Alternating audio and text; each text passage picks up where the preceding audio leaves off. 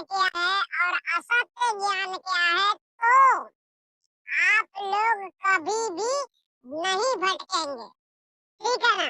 आप लोगों के भटकने का एक विशेष कारण है कि इस संसार में सच्चाई को दबाया गया है। तो कबीर साहब का ये वास्तविक असली बीजक अभी मौजूद है और आप लोगों को सत्य ज्ञान प्राप्त होगा। तो चलिए इस वीडियो में जानेंगे, बहुत ढेर सारी बातें इस वीडियो में आने वाली हैं। तो आप लोगों को ये वीडियो पूरा देखना है। अगर अभी समय ना हो तो बाद में समय निकालकर जरूर देख लेना। और ये वीडियो देखने के बाद इस संसार में कोई भी नकली कबीरपंथी नहीं बचेगा। अगर आप सच्चे परमात्मा के प्रेमी हैं तो आज आप समझ पाएंगे कि हमें संसार में कबीरपंथी के नाम पर धोखा दिया गया है, यानी कबीर साहब का वास्तविक संदेश आपको नहीं दिया गया। इसका मतलब आप लोगों को फिर से गुमराह करके लोग, पाखंडी लोग, यम के दूत लोग 84 लाख योनियों में ले जाने का पूरी तरह से प्रयास कर रहे हैं। तो चलिए सच्चाई को जान लीजिए कि सत्य ज्ञान क्या है और असत्य ज्ञान क्या है। सबसे पहले आपको देखना है, यहाँ पर लिखा हुआ है साहिब कबीर का सिद्धांत, यानी सदगुरु कबीर साहब ने जो सिद्धांत बनाया है, जो भक्ति दी है, वो सारी जानकारी इस एक वीडियो में आपको पता चल जाएगी। और नकली कबीरपंथियों के बारे में भी आपको पता चल जाएगा, ठीक है, सिर्फ एक ही वीडियो में, सिर्फ यही वीडियो में। तो चलो हम शुरू करते हैं। साहिब का सिद्धांत सबसे पहले हम जानते हैं। सदगुरु कबीर साहब का सिद्धांत अब यहाँ से स्टार्ट होता है। अनादि अखंड अद्वितीय एक महाचेतन सतपुरुष परमात्मा है। ध्यान रखना, साहब ने यहाँ पर शब्द में सबसे पहले क्या बतलाया है। सदगुरु कबीर साहब का सिद्धांत जो है, अनादि अखंड अद्वितीय एक महाचेतन सतपुरुष परमात्मा है। ध्यान रखना, अब एक एक शब्द को समझो।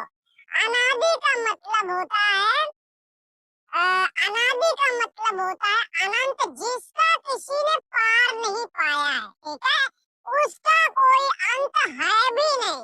अनादि का मतलब ये होता है।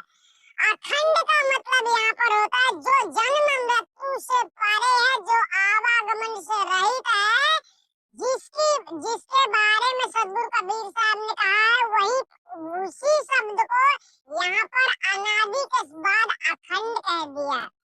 अद्वितीय, अद्वितीय का मतलब जो सर्व से परे है, सब में है भी लेकिन सबसे परे है, यानी वही बात है कि परमात्मा रग रग में समाया हुआ है, लेकिन आप लोगों की तरह वो नहीं है, उसकी स्थिति सबसे अलग है। उसी स्थिति में जाने के लिए साहब ने जो संदेश दिया है, तो लोग आप लोगों को उस स्थिति तक नहीं ले जा पा रहे हैं, क्योंकि वो खुद उस स्थिति में नहीं गए हुए हैं, ठीक है। एक महाचेतन सतपुरुष परमात्मा, अर्थात सदगुरु कबीर साहब ने क्या बतलाया, परमात्मा की प्राप्ति के लिए जो सब कुछ करना जरूरी था, वो सब साहब ने बतलाया है। और क्या क्या नहीं करना है, ये सब भी इसी वीडियो में बतला दिया जाएगा। तो आज आप लोगों को अच्छी तरह से इस वीडियो को देखने के बाद मंथन करना है, विचार मंथन करना है कि हमें कौन सी बात सही जानकारी मिली है, कौन सी बात गलत। हालांकि हम आपको जितनी जानकारी इसमें देने वाले हैं, उसमें से एक भी शब्द हम आपको गलत नहीं बतलाने वाले हैं। तो चलिए आगे बढ़ते हैं।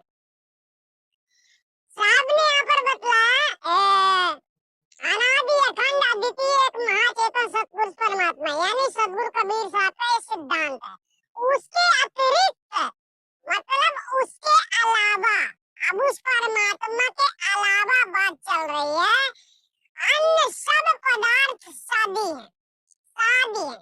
इसका मतलब ये होता है उसके अलावा जितनी चीजें संसार में पाई जा छोटी हैं, यानी देवी देवताएं ब्रह्मा विष्णु महेश अल्लाह खुदा राम रब जी से तुम किताबों से जानते हो, जिसकी पूजा करते हो, पाठ करते हो, ये सब उसकी पहुंच से नीचे है, पीछे है, यानी कि वहां तक उनकी पहुंच नहीं है।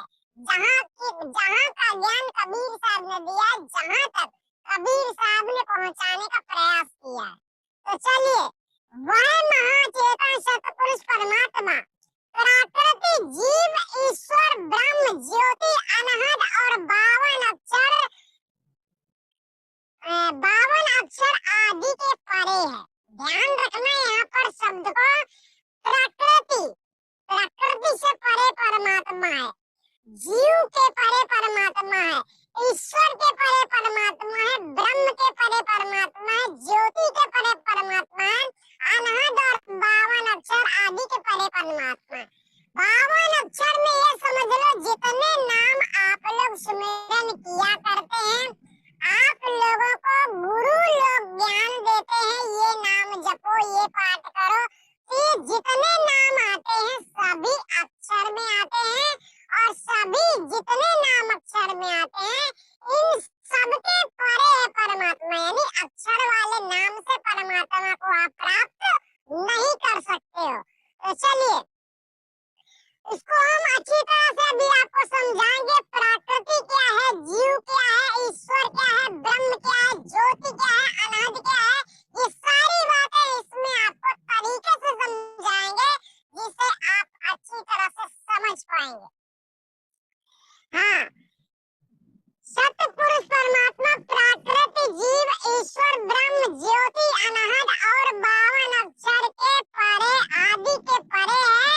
उसी को सार शब्द सत्य नाम नी अक्षर और आदि नाम भी कहते हैं। ध्यान रखना, उसी को मतलब यहाँ पर साहब ने किसको बतलाया, महाचेतन सतपुरुष परमात्मा को। उसी को साहब ने पुस्तकों में, ग्रंथों में, अपनी वाणियों में क्या कहा है, उसी को साहब ने सार शब्द कहा है, उसी को। अब सार शब्द मंत्र नहीं है कि तुम सार शब्द जपने लगे, सांकेतिक नाम है, इसको कहते हैं इशारा। साहब ने उसी का इशारा यहाँ पर पुस्तकों में, ग्रंथों में किया है, सार शब्द कहा है, उसी को सत्य नाम कहा है, उसी को नी अक्षर कहा है, और उसी को आदि नाम भी कहा है। ध्यान रखना। तो इस संसार में कुछ पाखंडी लोग मनगढ़ंत वाणियां प्रयोग करते हैं। क्या बोलते हैं, आदि नाम हम भात सुनाया, मूर्ख जीव समझ नहीं पाया। ये मनगढ़ंत वाणी है, ध्यान रखना। आदि नाम किसको कहा गया है, महाचेतन सतपुरुष परमात्मा को, जो बोलने में नहीं आता है। और उसी बात को यहाँ पर पाखंडी लोग इस संसार में मनगढ़ंत वाणियां निर्माण करते हैं और आप लोगों को बरगला देते हैं, यानी धोखे में डाल देते हैं। कुछ लोगों ने ऐसी वाणियों का प्रयोग किया है, ये वाणी का प्रयोग किया है किसी ने, आदि नाम हम भाग सुनाया, मूर्ख जीव समझ नहीं पाया, यानी आप सब लोगों को मूर्ख घोषित कर दिया। इन मूर्खों ने, कौन से मूर्ख, जो महामूर्ख है, जो लोग गुरु बने बैठे हुए हैं, पाखंडी है, जिन्हें ज्ञान ही नहीं है, वो लोग। तो आप लोगों को ये लोग मूर्ख समझते हैं, लेकिन आज आप लोग मूर्खता से बाहर आ जाएंगे, क्योंकि मूर्खों के संग रहोगे तो हमेशा मूर्ख ही बने रहोगे। लेकिन ये वीडियो देखने के बाद आज आपके अंदर से वो भ्रमना निकल जाएगी। चलिए चलते हैं। उपरोक्त समस्त पदार्थों का संक्षिप्त विवेचन इस प्रकार है। अब यहाँ पर उसकी व्याख्या चल रही है, जो हमने आपको बतलाया, ईश्वर, जीव, प्रकृति, ब्रह्म, अनहद, इन सबके परे है परमात्मा। उसकी व्याख्या अब यहाँ पर आने वाली है। चलिए जानते हैं। प्रकृति दो प्रकार की होती है। प्रकृति दो प्रकार की होती है। पहले हम इसमें पढ़ के सुना समझाते हैं। प्रकृति दो प्रकार की होती है, स्थूल और सूक्ष्म। ध्यान रखना, स्थूल और सूक्ष्म, है ना। पंच तत्व। अब सबसे पहले जानना स्थूल सृष्टि के, स्थूल प्रकृति क्या है और सूक्ष्म प्रकृति क्या है, ठीक है। पंच तत्व और पंच तत्व के कार्य रूप पदार्थों को स्थूल प्रकृति कहते हैं। पांच तत्व का भौतिक शरीर होता है। इस भौतिक शरीर में जो व्यवहार होते हैं, खान पान, सोना, उठना, जागना, बोलना, इसको क्या कहते हैं, स्थूल प्रकृति। ध्यान रखना। आप जो पूजा पाठ करते हैं ना, सुमरन वगैरह करते हैं ना, जो कुछ, तो ये सब कुछ क्या है, स्थूल प्रकृति के अंतर्गत आप लोग फंसे हुए हैं। परमात्मा तक जाना, परमात्मा की पहुंच, परमात्मा कहाँ है, कैसा है और कैसे तुम्हें मिल सकता है, ये आपने सोचा भी नहीं होगा। यानी आपकी सोच भी वहां तक नहीं जा सकती। ये कोई सतगुरु ही है जो आपको वहां तक ले जा सकता है, यानी अपने ज्ञान के रास्ते से, ठीक है। तो चलो यहाँ पर जानते हैं स्थूल प्रकृति के बारे में। आपने जाना स्थूल प्रकृति पंच भौतिक शरीर से उत्पन्न 25 प्रकृतियां हैं। 25 प्रकृतियां जो होती हैं, इसी पंच भौतिक शरीर से जो व्यवहार होता है संसार में, उसी को स्थूल प्रकृति कहते हैं। अब आगे चलते हैं, जानना है सूक्ष्म प्रकृति किसे कहते हैं, ठीक है। रजोगुण, तमोगुण, सतोगुण, इन तीनों गुणों की साम्यावस्था को सूक्ष्म त्रिगुणात्मक प्रकृति कहते हैं। सूक्ष्म प्रकृति किसे कहते हैं, यहाँ पर समझ लेना, ब्रह्मा विष्णु महेश, ये तीनों एक अलग अलग प्रकार की शक्तियां हैं। जब ये तीनों साम्यावस्था, मतलब जब ये तीनों एक हो जाते हैं, इसी अवस्था को, इसी स्थिति को, मतलब तुम्हारे शरीर में जो शक्तियां चलायमान है, जो शक्तियां काम कर रही हैं, ब्रह्मा विष्णु महेश के जैसे शक्तियां, इनको भाई जिम्मेदारी दी गई है संसार की, तो इनको जिम्मेदारी निभानी पड़ती है। यानी शरीर ऑटोमेटिक नहीं चलता है, वो आपको लगता है कि ऑटोमेटिक चलता है। और संहार का समय आता है तो शंकर जी का रूप सामने आता है, अहंकार के रूप में, समझ गए। तो इस प्रकार से शरीर में तीनों शक्तियां जब साम्यावस्था में रहती हैं, उसी स्थिति को यहाँ पर सूक्ष्म सृष्टि बतलाया गया है, यानी सूक्ष्म प्रकृति बतलाया गया है, ठीक है। प्रकृति दो प्रकार की होती है, आपने अभी समझा। अब आगे चलते हैं, स्थूल, सूक्ष्म और कारण, ये तीनों शरीर, स्थूल शरीर एक प्रकृति हो गया, और सूक्ष्म शरीर दूसरा प्रकृति हो गया, और तीसरा हुआ कारण। कारण क्या है, मन। कारण क्या है, मन है। अगर आपका मन है तभी आप कुछ काम करोगे, मन नहीं है तो आप कुछ काम नहीं करोगे। इसलिए मन को भी एक शरीर बतलाया गया है। तो ध्यान रखना, यहाँ पर 3 शरीर हो गए, कौन सा, सूक्ष्म, स्थूल और कारण। ये तीनों शरीर की अवस्थाएं जान लो, ये तीनों शरीर की अवस्थाएं जान लो। तीनों शरीर की अवस्थाएं हैं जागृत, स्वप्न, सुषुप्त। जागृत, स्वप्न, सुषुप्ति, ये तीन अवस्थाएं हैं इन तीनों शरीर के, ध्यान रखना, ठीक है। अब सतगुण, रजगुण, तमगुण, ये तीनों गुण और शुभ शुभ कर्म, इन सबके सहित जो त्वम पद अविद्या के बंधन में चेतन आत्मा है, उसे जीव कहते हैं। यहाँ पर आप लोगों का बहुत लोग सवाल कर